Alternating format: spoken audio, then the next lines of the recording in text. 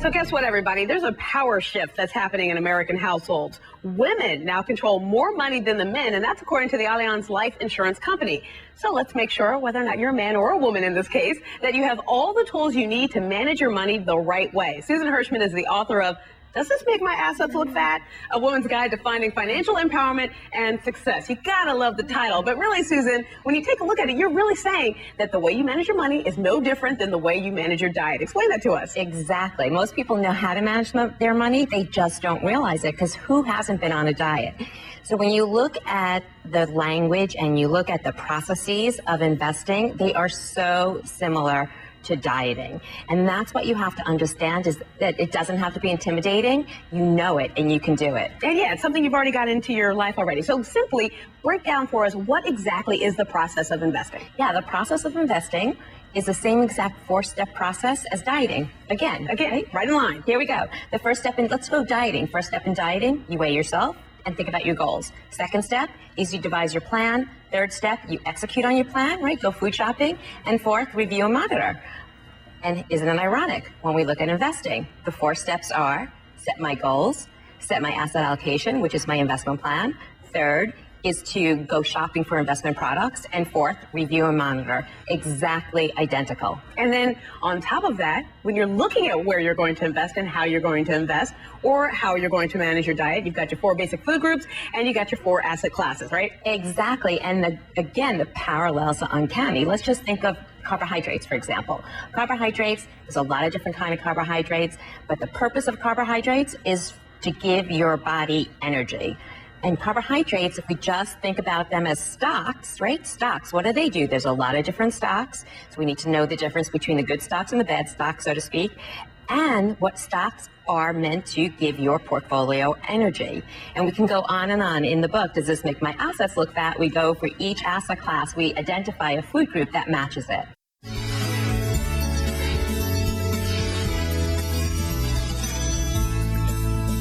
Hello, everyone. Welcome to Good Money, your trusted source for personal finance advice. I'm Tanya Rivero in New York. A catastrophic illness, a betrayal that leads to a devastating divorce, even death can happen to anyone unexpectedly, whether young or old. And not preparing yourself for these unforeseen circumstances can lead to insurmountable stress and loss of assets. So what can you do to protect yourself from financial sabotage? For that, I'm joined by Susan Hirshman, a personal finance expert and author of a new book titled Does This Make My Assets Look Fat? A Woman's Guide to Finding Financial Empowerment and Success. Hi, Susan. Great to see you. Welcome to Good Money. Thank you. So before we talk about the unforeseen disasters that can befall us and how to prepare for that, let's talk a little bit about your book. Great title, by the way. I think we all want fat assets, right? We can celebrate being fat. That's right. So it's great. What drove you to write a book about personal finance geared towards women? You know, my goal in writing the book towards personal finance for women is to make it so that it's really understandable, it's a fast read, and it takes the intimidation factor away from investing. I mean, I always like to say, don't let the skirt on the front of the cover fool you, because it's just, the advice is really sound and it's just as good for men as it is for women. Right. But women are more open to saying that they need help in this area. Why do you think that is? I mean, why do you think women often take a back seat when it comes to investing? Yeah, I mean, really, if you look at it, it's like culturally, and culturally, you think about, you know, years ago, men were the only breadwinners and men had the control of the money. And it's almost like a masculine thing to do, to be in charge of the markets and investing. And so women took a back seat. But now life is changing at a very fast pace, we know. Women control almost 60% of the wealth. And so really now is the time to really become a partner in your wealth. Don't put your head in the sand. No, that's not a good thing. All right, so now let's talk about some of the unforeseen circumstances that can befall any of us, and what we can do to empower ourselves so we don't become a victim. You've got 5 Ds. I love the way you divided them up. And the first D we have to worry about is disability. Yeah, so these are all things that people don't like to talk about, don't like to think about, and don't even want to know anything about. But unfortunately, stuff happens. And so, especially with disability, because more people think about death, early premature death, than disability. And you'd be surprised to find out that the chance of being disabled during your working years is greater than prematurely dying. So you need to protect yourself. What happens if something were to happen to you that you could no longer work in your occupation? So what steps do you take? You get insurance? Exactly. So you look to see, okay, how much money do I have? If something happened to me today and I couldn't be able to work, what does that look like on my short-term goals as well as my long-term goals? And then how much of that risk do I want to insure? So that would vary depending on whether or not you had a family, children. Exactly. So it's really all about your family, your goals. Again, it goes back to step one. Without the step one of understanding what it is you're trying to achieve now and in the future, it's hard to to figure out what you want to protect. So you have to tailor something personal.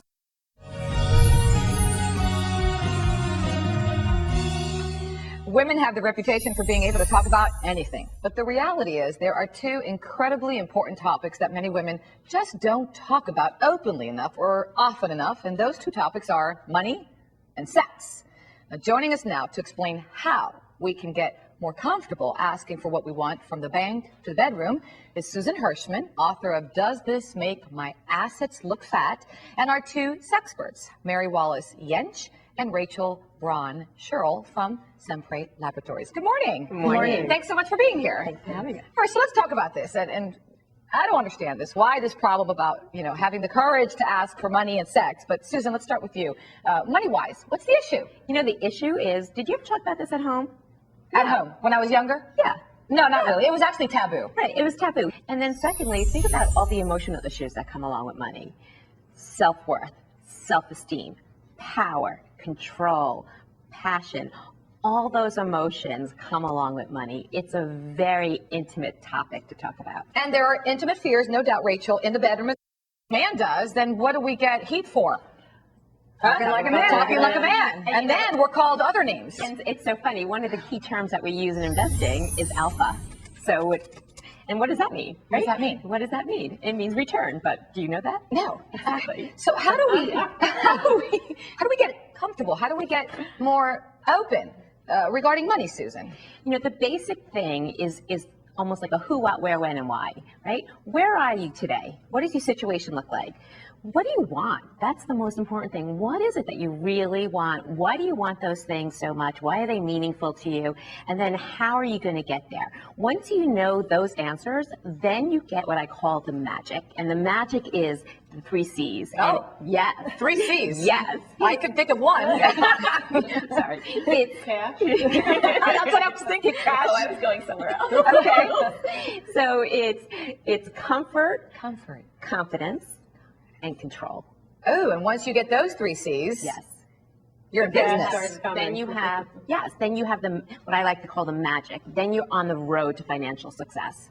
Do you think those 3 C's could help with the magic in the bedroom? Absolutely. I mean, Susan Hirshman is here with us today, author of Does This Make My Assets Look Fat? I love the title of the book. Explain to me what it's all about. Basically, what the book is about, it's a personal finance book for women, and its goal is to make what I like to say the unfamiliar familiar by explaining investing through the prism or the lens of dieting. So it's just really to make it very understandable, very approachable, and take away the intimidation factor from investing, so more and more women will try and be an active participant in their wealth. Okay. So it's set up like a diet book. It's set up like a diet book, and the metaphor goes through the book. So, for example, asset classes, right? Asset classes, when people start to think about it, asset classes are like food groups. So if you compare them and you can put a picture in your mind, it's so much easier for people to remember. So, for example,